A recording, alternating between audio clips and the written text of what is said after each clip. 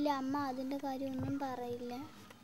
അമ്മ നമ്മളെ കൊണ്ട് പോകാൻ വേറെ ആരും ഒന്നും ഇല്ലായിരുന്നു അമ്മനെ സഹായിക്കാനൊന്നും.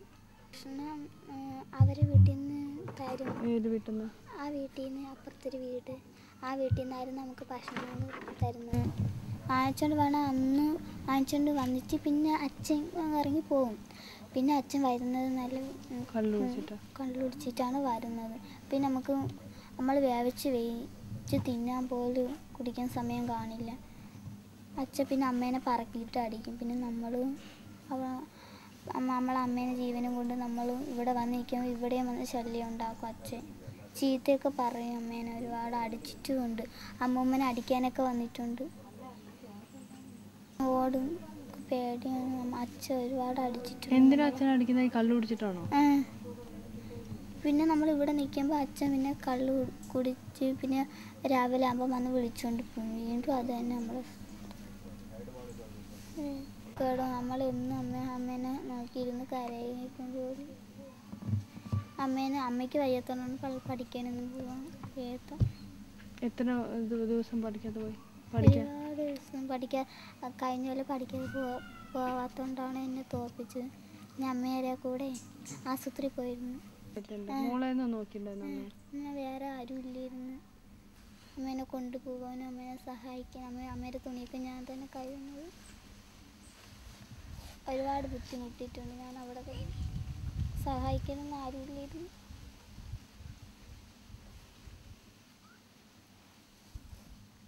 അമ്മാമ്മ ഇരുന്ന് നോക്കിയത് ഇവരെ. പിന്നെ ഒരു ഇളയൊരു കുഞ്ഞു അപ്പിനെ ഇവരെന്നെ നോക്കിയത് നമ്മൾ വരണവരെ. പിന്നെ അമ്മേനെ ആശുപത്രിയിൽ ഇവിടെ കൊണ്ടുവന്നപ്പോൾ പിന്നെ അമ്മേനെ പിന്നെ കിഴങ്ങ് മീനൊക്കെ അച്ഛൻ വാങ്ങിച്ചുകൊണ്ട് വന്നിട്ട് അമ്മയോട് പറയും വേവിക്കാൻ പറയും. അമ്മ 2-3 ദിവസം വേവിച്ച് കൊടുത്തു. പിന്നെ വേവിച്ച് കൊടുത്തിട്ട് അമ്മേനെ അടിക്കുകയൊക്കെ ചെയ്യുന്നുണ്ട്. അമ്മയ്ക്ക് വേവിക്കാനൊന്നും കഴിയില്ല. അമ്മേനെ ഇവിടെയൊക്കെയാണ് അടിക്കുന്നത്. പിന്നെ തലയ്ക്ക് ചുറ്റി പിടിച്ച് അമ്മേനെ തറയിൽ ഇടും. കറക്കിയൊക്കെയാണ് അമ്മേനെ ഉള്ളത്. മൂക്കമടയിലൊക്കെ ഇങ്ങനെയാണ് കൈ വെച്ച് അടിക്കുന്നത്. അമ്മ ഒരുപാട് അടി കൊണ്ടിട്ടുണ്ട്. അങ്ങനെ വെള്ളമൊന്നും കോരത്തില്ല. നമ്മൾ വെള്ളം കോരും, പാത്രം തേക്കും, മിറ്റമൊക്കെ ചെയ്ത് കൊടുത്തിട്ടാണ് പഠിക്കാൻ പോകുന്നത്. എന്തൊക്കെ ചെയ്യും? രാവിലെ എണീച്ച് വെള്ളം കോരും, പാത്രങ്ങൾ തേച്ചിട്ട് പഠിക്കാൻ പോകും. കഞ്ഞി പിടിച്ചിട്ട് പഠിക്കാൻ പോകും. പഠിച്ചിട്ട് വന്നിട്ട് പിന്നെ തൂക്കും. പിന്നെ ഒരുപാട് ജോലിയൊക്കെ ഉണ്ട്.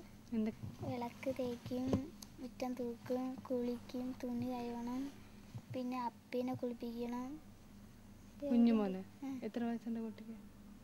2.5. 2 വയസ്സിൽ അപ്പീനെ കുളിപ്പിക്കണം. പിന്നെ ഇവരൊക്കെ നോക്കുന്ന, ഇവരെ മുടി കെട്ടിക്കൊടുക്കും, കുളിപ്പിക്കും ഒക്കെ ചെയ്യുന്ന തന്നെ. അലക്കോ? തുണിയൊക്കെ കഴുകും. എല്ലാം മോളാണോ ചെയ്യുന്നത്? അമ്മയുടെ തുണി ഞാൻ തന്നെ കഴുകണം. അമ്മയ്ക്ക് കൊടുക്കുന്നത് അമ്മ ബാക്കി വയ്ക്കും ഇത്തുമ്പലം കഴിച്ചിട്ട്. പിന്നെ അമ്മ ഒന്നും കഴിക്കൊന്നും ഇല്ലായിരുന്നു. അമ്മ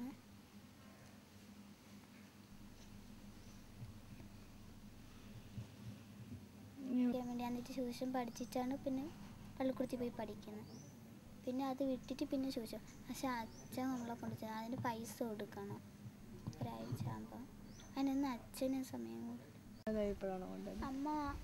അമ്മ കിടപ്പിലായിരുന്നു. അമ്മയ്ക്ക് പിന്നെ തീറ്റയും വെള്ളമൊന്നും കുടിക്കാൻ അമ്മ വയറൊക്കെ അങ്ങ് ചുട്ടി.